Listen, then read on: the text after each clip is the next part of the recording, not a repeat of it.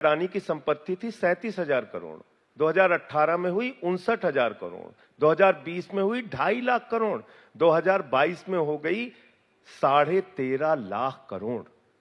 एक ही व्यक्ति को हिंदुस्तान का सारा व्यापार आप सौंपते जा रहे हैं। यह आपकी अर्थव्यवस्था का मॉडल है और इस पे सवाल नहीं उठेगा। आपने एयरपोर्ट दे दिया, रेल दे दिया, सेल। आप राष्ट्रवाद की बात कर रहे हैं, चीन और पाकिस्तान की बात कर रहे हैं। क्या भारत के प्रधानमंत्री के नेतृत्व में अभी तक भारत इतना मजबूत नहीं हो पाया? आप दिन रात भारत की जनता को चीन पाकिस्तान से डराते रहते हैं। महंगाई पे सवाल पे चर्चा नहीं करेंगे, बेरोजगारी पे चर्चा नहीं करेंगे, काला धन पे चर्चा नहीं करेंगे, किसानों की एमएसपी पे चर्चा नहीं करेंगे।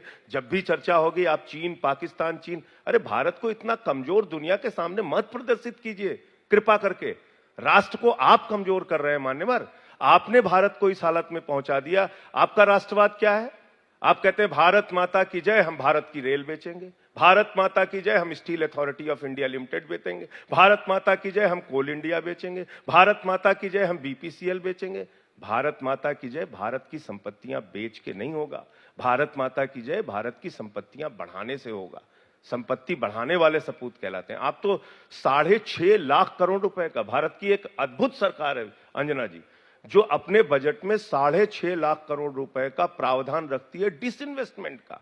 यानी भारत की सरकारी कंपनियों और सरकारी संपत्तियों को 6.5 लाख करोड़ की संपत्तियों को बेचने का बाकायदा प्रावधान रखा है इन लोगों ने।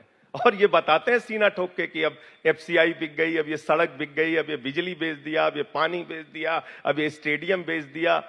तो ये आपका राष्ट्रवाद है? ये क्या इसके लिए हमारे बाबा साहब डॉक्टर भीमराव अंबेडकर ने भारत का संविधान बनाया था? क्या इसके लिए राष्ट्रपिता महात्मा गांधी ने देश को आजाद कराया था?